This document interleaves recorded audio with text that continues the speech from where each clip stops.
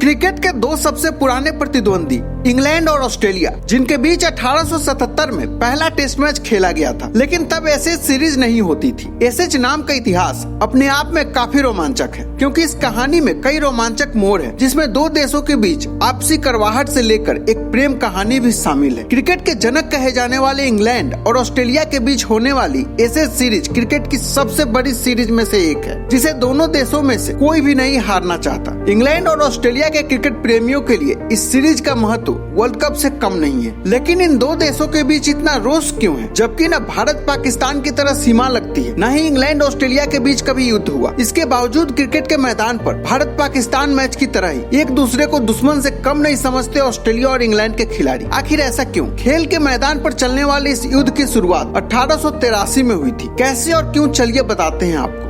विश्व क्रिकेट की सबसे बड़ी और सबसे पुरानी राइवलरी की असली कहानी 1882 में शुरू होती है, जब ऑस्ट्रेलिया की टीम इंग्लैंड में एकमात्र टेस्ट मैच खेलने के लिए आई थी और उसने इंग्लैंड के ओवल में इतिहास रचते हुए मेजबान टीम को हरा दिया था। तब अंग्रेज क्रिकेट की बड़ी ताकत थे, दुनिया में उनका साम्राज्य चलता था और ऑस्ट्रेलिया को उन्होंने अपनी एक कॉलोनी बना रखा था, जहाँ अंग्रेज अपने कैदियों को ट्रांसपोर्ट करते हुए ऑस्ट्रेलिया में छोड़ते थे। यानी आज जो ऑस्ट्रेलियाई क्रिकेट पर राज कर रहे हैं, वे उन्हीं मुजरिम अंग्रेजों के वंशज हैं। अंग्रेज ऑस्ट्रेलिया कल्चर को बिल्कुल पसंद नहीं करते थे, तो ऑस्ट्रेलियाई भी अपने इलीट यानी अंग्रेजों को दुश्मन समझते थे। 1882 के अगस्त महीने में ऑस्ट्रेलियाई टीम महज एक टेस्ट मैच खेलने इंग्लैंड गई हुई थी। साउथ लंदन के केनिंगटन ओवल में खेले गए इस टेस्ट मैच के लिए केवल 3 दिन का समय निर्धारित किया गया था। इस मैच में ऑस्ट्रेलिया के कप्तान थे बिली मुरडॉक और इंग्लैंड की कमान एल्बर्ट नेल्सन हार्नबी के हाथों में थी। सर्द मौसम के बीच 28 अगस्त को हुए गर्मागर्म मुकाबले में ऑस्ट्रेलियाई कप्तान बिली मुरडॉक ने टॉस जीता और पहले बल्लेबाजी करने का फैसला किया। पिच और मौसम की हालात को देखकर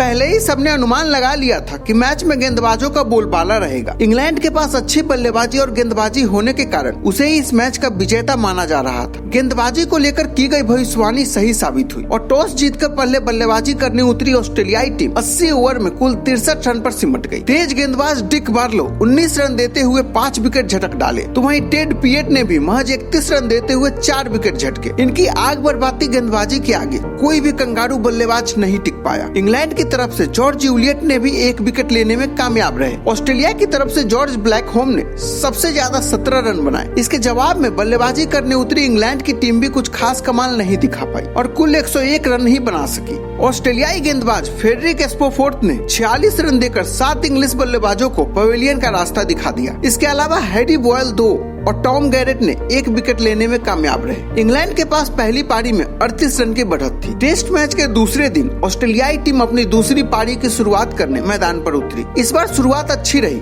और एलेक्स बैनरमैन 13 और ह्यूग मैसी 55 ने मिलकर पहले विकेट के लिए 66 रन जोड़ डाले। लेकिन शानदार शुरुआत के बाद ऑस्ट्रेलियाई पारी पूरी तरह से लड़खड़ा गई और कुल 122 रन पर सिमट गई। पहली पारी में इंग्लैंड के पास 38 रन की बढ़त थी, जिसके चलते उसे जीत के लिए 85 रन का टारगेट मिला। हर कोई मान रहा था कि इंग्लैंड की टीम बड़ी ही आसानी से यह मैच जीत जाएगी, लेकिन शायद होने को कुछ और ही मंजूर था। एक बार फिर फ्रेडरिक स्पोफोर्थ का जादू चला और 44 रन देकर 7 विकेट झटक डाले और मात्र 85 रन के टारगेट का पीछा करने उतरी इंग्लैंड की टीम केवल 77 रन पर ही ऑल आउट हो गई, जिसमें विलियम गिलबर्ट ग्रेस ने 32 रन का योगदान दिया। ऑस्ट्रेलिया 7 रन के छोटे लेकिन इस महत्वपूर्ण मैच को जीत गया था। इस अपमानजनक हार के बाद स्टेडियम में हर तरफ सन्नाटा छा गया, क्योंकि इंग्लिश टीम पहली बार अपने घर में हारी थी। इस शर्मनाक हार के बाद इंग्लिश मीडिया ने अपनी ही टीम की जमकर आलोचना की और मशहूर पत्रिका द स्पोर्टिंग टाइम ने अपनी मैगजीन में लिखा, इंग्लैंड क्रिकेट की मृत्यु हो चुकी है। तारीख 29 अगस्त 1882 ओवल और अब इसके अंतिम संस्कार के बाद उसकी राख यानी एसेज